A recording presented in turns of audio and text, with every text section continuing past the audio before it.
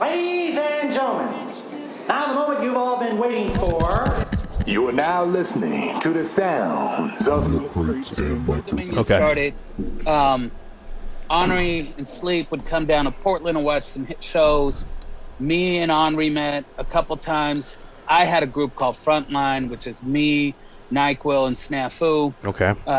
Of course, they had Oracle's Creed, which was Sleep, Henri, and Pale. Dope. Out of nowhere, I used to go do these open mics, and Henri showed up at one. It used to be called like the Chapel of Skills or something. It was like, you'd have Versatile, you'd have Mike Crenshaw, like pretty much everybody from the city. It was a place to hone your skills and just have fun. Definitely. It was like at this little coffee shop. So Henri came through one time and we connected, and he hit me up to go up to Seattle with him to do a song like soon. I said, sure. Like I'm a kid from Portland, so I'm like, all right, I get to go to Seattle and work on music. Dope. Super dope. So he came and got me, hung out with them for the whole weekend, told them about, the rest of the crew, played them our music. They played me theirs. And next thing you know, I brought the guys from Portland. We're like the six, which was Oracle's Creed and Frontline. And then you added on, we had, of course, Ruben, AP, who named us as Oldominion. At that point, it was us with Ruben, with Sindel. JFK started to come around a little bit after that, but early Smoke was always there. Same with Bishop I, and we just vibed. We just loved doing music, So at that time, we were working. Frontline was part of Misfit Massive, which is a Lifesavers crew. Okay. So we came up under Lifesavers, and they were like our big brothers. So, nice. But we always had a different sound in them, so it kind of worked out when we met up with Henri and those guys, because we all had like this weird sound that didn't really fit with anything, and we just built and created music and became Oldominion. And that's kind of actually how I met Karim. Okay. He was promoting shows in Eugene. His boy Ron, our boy, was doing shows up here. My brother was working with Ron, so they started booking us for a few shows, and then we started getting some shows. Like, he hooked us up with some shows in Eugene.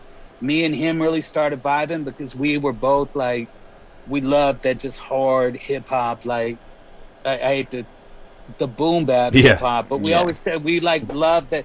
We love underground hip hop too, but that hard hitting was always like at our core. So like we vibed together, and we were like, hey, let's start working on a project together. Let's have some fun. And I would go down to Eugene while he was living down there, and we would work on stuff. And then I lived in Seattle for a sec, came back. Still, we would like vibe together every time we get together.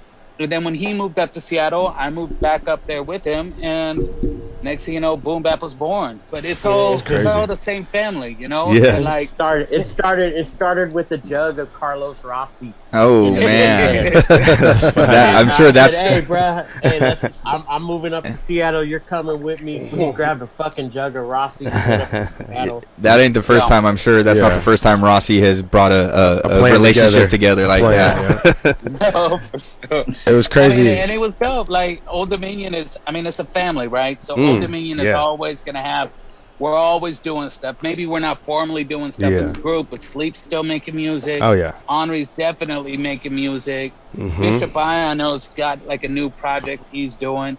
Everybody's doing stuff, We're big enough that like, it's a family, you know what I'm saying? And Sand People were like our little homies that like, we kind of helped like, get started, really. I don't even know if it was get started, but they were just always hanging out. Dope people. Shout out to my man IME, who was like, and Gold was like my homie from like way back. Those are two of my favorite cats out of Sand People right there, Gold and IME. Yeah, those are my brothers. So it was like, it was always family, and that's the story of it. That's crazy.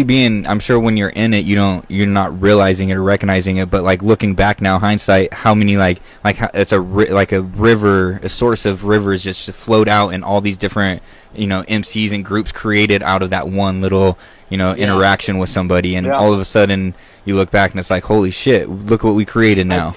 Connections. I said it the last time we talked too. that's like Portland, but Seattle and Portland are like this. Oh yeah. And Yeah. Seattle's got its own scene too. Yeah. Of incredible cats that are all family, and you know it extends, you know, from that I-5.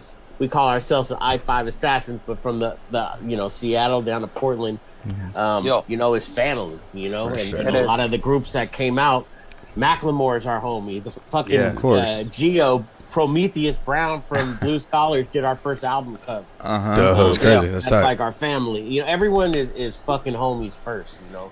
And amongst those artists, I can honestly say there's not a lot of hate or anything like that. I know Destro mentioned Versatile and the Lifesavers being our brothers, and you know, Cool Nuts is my brother. You know, it's tight knit out here. Sounds like it is. Sounds like a lot of love out there and shit, for real. So like everyone's real close. Obviously there's you know, competition and everything, and we've been out of the game for quite a while, but like coming back, I came back to the Northwest, and it's been all love again, and it's